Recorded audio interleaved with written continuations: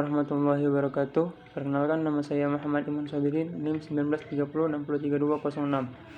Prodi Perbankan Syariah. Baiklah, di sini saya akan menjelaskan tentang gadai dasarnya dan peran fungsi dalam perekonomian serta zakat dan fungsinya bagi sosial ekonomi dalam Quran surat At-Taubah ayat 103. Baiklah, di sini saya akan menjelaskan terlebih dahulu gadai dasarnya dan peran fungsi dalam perekonomian. Pengertian gadai. Menurut bahasa, gadai berarti al-subul dalam al-habs, yaitu tetap, kekal atau penahanan. Sedangkan gadai atau rahan menurut syariah adalah penyerahan harta benda sebagai jaminan hutang yang hak kepemilikannya dapat diambil alih ketika sulit untuk menebusnya. Menurut ulama Syafi'ah, gadai adalah menjadikan suatu benda sebagai jaminan hutang yang dapat dijadikan pembayar ketika berhalangan dalam membayar hutang. Landasan hukum gadai. Pertama, Al-Quran. Ayat Al-Quran yang dapat dijadikan dasar hukum perjanjian gadai adalah Quran surat Al-Baqarah ayat 283. Di antaranya adalah Bismillahirrahmanirrahim. Wa in kuntum ala safarin wa lam tajidu katiban farihanun maqbudah. Fa in amina ba'dukum ba'dan falyu'addil ladzi tumina amanatahu wal yattaqillaha rabbah wa la taktumu syahadah wa man yaktumha fa innahu athimun qalbuh. Wallahu bima ta'maluna khabir. Yang artinya adalah, dan jika kamu dalam perjalanan sedang kamu tidak mendapatkan seseorang penulis, maka hendaklah ada barang jaminan yang dipegang. Tetapi jika sebagian kamu mempercayai sebagian yang lain, hendaklah yang dipercaya itu menunaikan amanatnya atau utangnya, dan hendaklah dia bertakwa kepada Allah Tuhannya, dan janganlah kamu menyembunyikan kesaksian dan karena barang siapa menyembunyikannya, sungguh hatinya kotor atau berdosa. Allah Maha mengetahui apa yang kamu kerjakan. Surat Al-Baqarah ayat 283. Al-Hadis. Yang menjadi landasan hukum atau dasar daripada akad gadai selain Al-Quran ialah beberapa hadis yang menjelaskan tentang akad gadai sebagai berikut. Hadis riwayat Aisyah radhiyallahu anha, ia berkata, Rasulullah SAW pernah membeli makanan dari seorang Yahudi dengan cara menangguhkan pembayarannya, lalu beliau menyerahkan baju besi beliau sebagai jaminan. Ijma. Berkaitan dengan pembolehan perjanjian gadai, jumhur ulama juga berpendapat boleh dan mereka tidak pernah berselisih pendapat mengenai hal itu. Jumhur ulama berpendapat bahwa disyariatkan pada waktu tidak berpergian maupun pada waktu bepergian berdasarkan kepada perbuatan Rasulullah SAW dalam hadis di atas. Rukun dan syarat gadai yaitu ijab qabul atau sigat, orang yang bertransaksi, akid, adanya barang yang digadaikan, marhun, hutang, marhun bih, memanfaatkan barang yang digadaikan. Dalam memanfaatkan barang yang digadaikan, para ulama berbeda pendapat. Jumhur fuqaha berpendapat bahwa murtahin tidak boleh mengambil manfaat barang-barang gadai tersebut sekalipun rahin mengizinkannya, karena hal itu termasuk kepada utang yang dapat menarik manfaat sehingga bila dimanfaatkan termasuk riba, sebagaimana yang telah disabdakan oleh Nabi SAW dari Ali radhiyallahu anhu.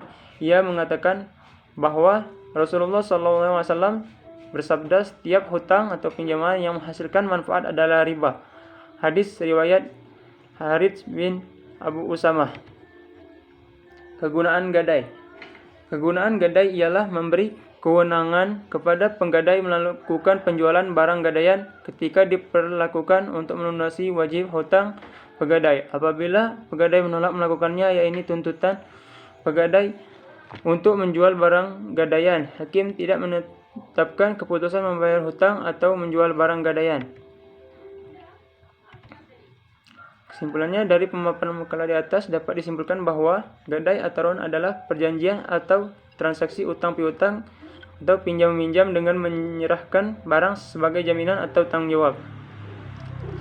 Lalu zakat dan fungsinya bagi sosial dalam Quran surat At-Taubah ayat 103. Pengertian zakat. Zakat merupakan ajaran Islam yang menitik beratkan pada pemberdayaan dan perekonomian umat.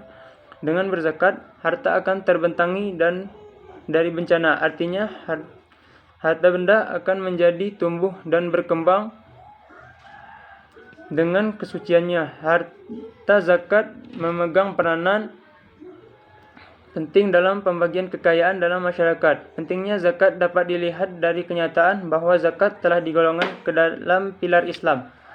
Zakat memiliki keistimewaan di berbagai bidang dan dapat diletakkan dalam berbagai hal selain sebagai poros dan pusat keuangan Islam. Zakat juga sebagai pengaman sosial dalam ekonomi. Dalam pengertian atas dapat dipahami bahwa zakat merupakan kewajiban seorang muslim untuk mengeluarkan dan mendistribusikan sebagian hartanya yang telah mencapai nisab atau batas maksimal dalam waktu tertentu untuk diberikan kepada orang-orang yang berhak menerima zakat guna menyucikan jiwa dan hartanya sesuai dengan Al-Quran.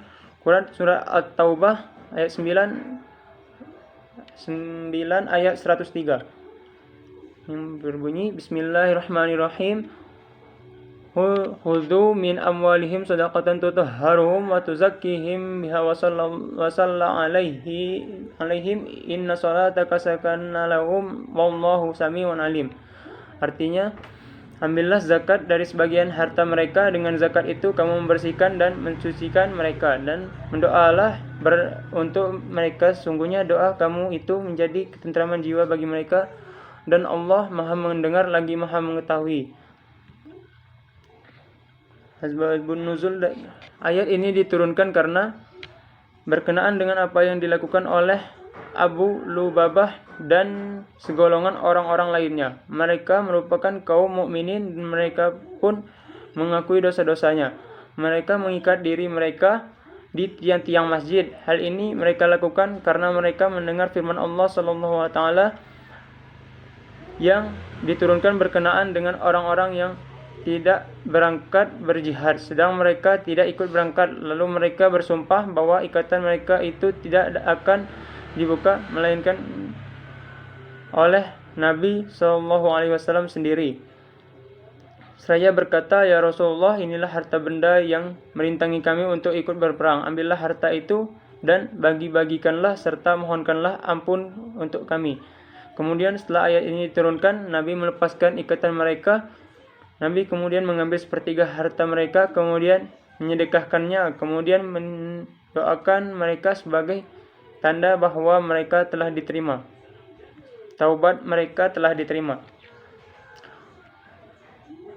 Tafsir ayat. Perintah Allah pada permulaan ayat ini ditunjukkan kepada Rasulullah agar Rasulullah sebagai pemimpin mengambil sebagian dari harta benda mereka sebagai sedekah atau zakat.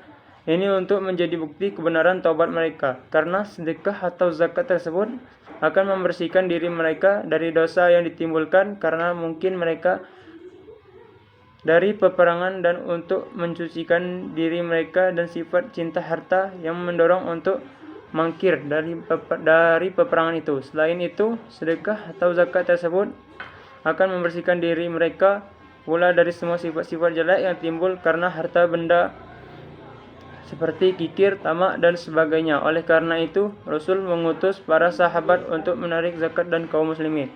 Sekian presentasi dari saya. Wassalamualaikum warahmatullahi wabarakatuh.